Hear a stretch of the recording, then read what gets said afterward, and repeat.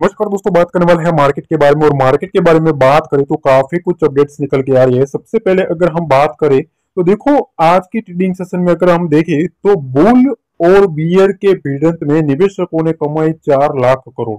जिस तरह से मोमेंटम देखने को मिला ना मार्केट में आज की ट्रेडिंग सेशन में, ऑलमोस्ट एक अच्छा खासा मोमेंटम बैंक निफ्टी में देखने को मिला है। ठीक है ना, तो कहीं ना कहीं एक शानदार रिकवरी देखने को मिली है। पर उस रिकवरी में सबसे पहली जो चीज आपको देखने वाली है, ठीक है ना, कि देखो यूएस मार्केट का कल का जो भी प्रॉब्लम हुआ, ध्यान से समझना, ठीक है ना, डाउ गिरा। सभी लोग सोच रहे थे कि भैया मार्केट में अब क्या होगा, बड़ा गैप डाउन भी हो गया।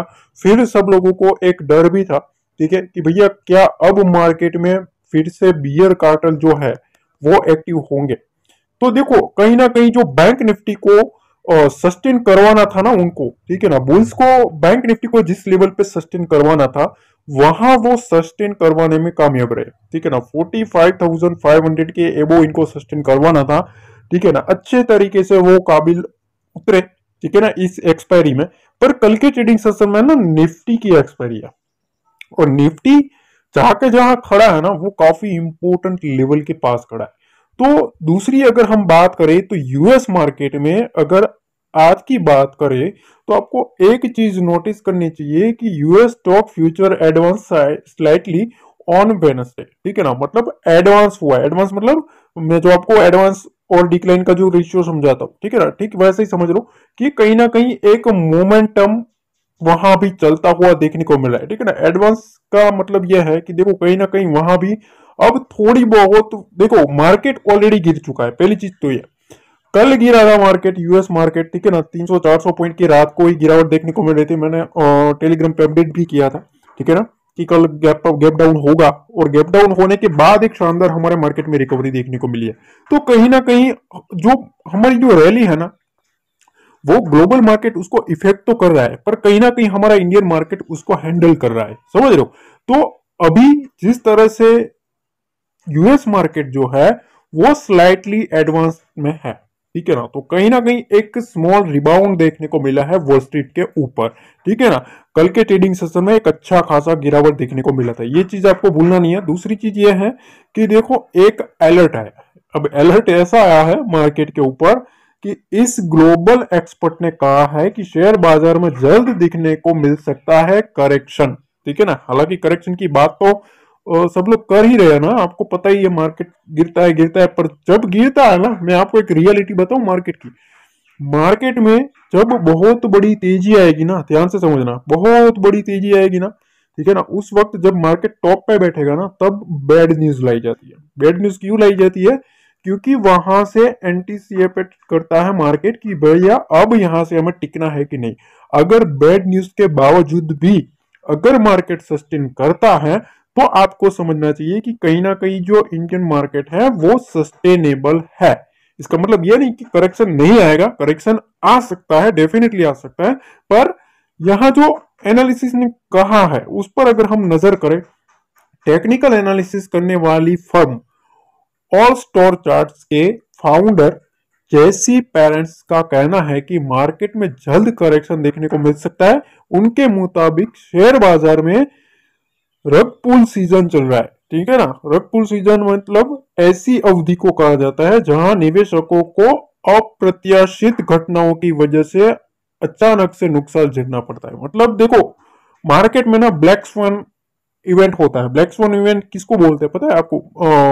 जैसे कोविड आएगा, ठीक है ना, किसी को भी पता नहीं है, और अगर वो इवेंट सडन आ जाए मार्केट में तो उसको बोलते हैं ब्लैक स्वान इवेंट। ठीक है, मार्केट का ये एक वर्ड होता है।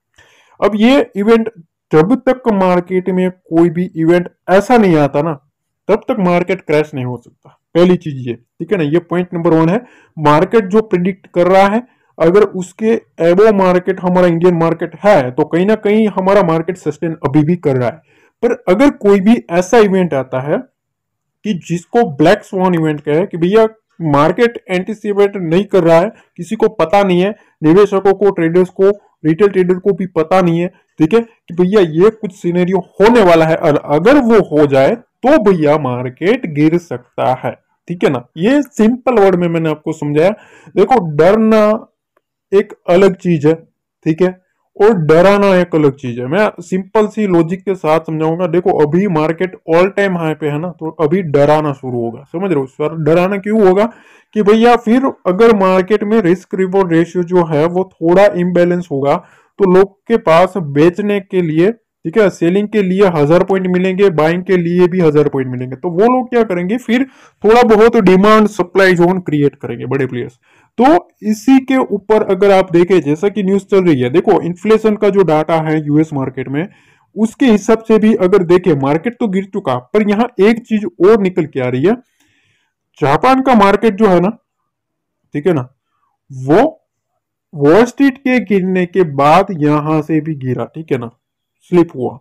तो देखो हमारा इंडियन एक मार्केट गिरा नहीं है, पूरा का पूरा मार्केट गिरा था, पर जो हमारा इंडिया का जो मार्केट है उसमें जो रिकवरी देखने को मिल रही है, उसके हिसाब से अगर आप देखिए तो कहीं ना कहीं मार्केट एक सस्टेनेबल मोमेंटम दिखा रहा है। सस्टेनेबल मोमेंट मींस जिस तरह से हमें बैंक निफ्टी में आज की ट्रेडिंग सेशन में देखा कि भैया 45,000 के पास, 45,500 के पास ऐसे रिकवरी करता है मार्केट, ठीक है ना। तो कहीं ना कहीं बुल्स का जो मोमेंटम है ना वो स्ट्रॉन्ग है। पर निफ्टी में थोड़ा अलग है। अलग क्यों है? क्योंकि देखो निफ्टी, बैंक निफ्टी ने इतने दिनों में, ठीक है ना, इतने अगर आप पिछले एक वीक से देख लीजिए ना, 5 ट्रेडिंग सेशन लेंगे ना, तो आपको डेली 400 से 600 पॉइंट का मोमेंटम बैंक निफ्टी में डेली मिल रहा था। पर अगर निफ्टी में देखेंगे ना, तो निफ्टी में आपको ज्यादा मोमेंटम नहीं देखने को मिला। क्यों? क्योंकि वो एक बैंड में है। बैंड कौन सा है? 21,500 से 22,000 का, ठीक है ना। जब ये बैंड टूटेगा ना, ठीक है ना, तब समझ लो ये इसको भी पीछे छोड़ेगा। पीछे क्यों छोड़ेगा? क्योंकि फिर एक स्प्रिंग टाइप का मोमेंटम देखने को मिलेगा। जितना दबाया जाएगा ना इस बैंड को, उतना वो पावरफुल बनता है, ठीक है ना, उतना डाटा स्ट्रॉन्ग बनता जाता है। अब कल के ट्रेडिंग सेशन में है एक्सपायरी, तो आपको भी बताया कि किसी ना किसी एक बैंड को तो टूटना है। मोस्टली प्रोबेबिलिटी ज्यादा है कि कोई एक बैंड टूटे, तो टूटता है तो ऑप्शन बायर जो है वो पैसा बना सकता है, ठीक है ना। ऑप्शन बायर तभी पैसा बनाएगा जब ये बैंड जो मैंने बताया है वो बैंड टूटे। अगर वो बैंड नहीं टूटता है तो कहीं ना कहीं जो प्रीमियम्स है वो डीके होने के चांसेस ज्यादा रहेंगे, ठीक है ना। अब देखो इंपॉर्टेंट जो अपडेट्स कुछ मेरे को लगी कि आपको बतानी चाहिए, ठीक है ना। डेफिनेटली ना एक लाइक जरूर कर देना और कमेंट सेक्शन में बताना कि आपको कैसी लगती है एनालिसिस। और एक चीज मैं बताना चाहूंगा, देखो आज के ट्रेडिंग सेशन में जिस तरह से हमने मोमेंटम कैच किया, ठीक है, हम काफी कुछ अपडेट करते हैं टेलीग्राम पे। डेफिनेटली फ्री में है, बिल्कुल जुड़ जाना, काफी कुछ अपडेट्स मिलता रहेगा। दूसरी चीज ये कि चैनल पर पहली बार आए हो तो सब्सक्राइब जरूर कर लेना, ऐसे ही कंटेंट आपको मिलते रहेंगे और काफी कुछ सीखने को भी मिलेगा, ठीक है ना। तो देखो मिलते हैं अगले वीडियो में। जय हिंद, जय भारत, जय माता दी।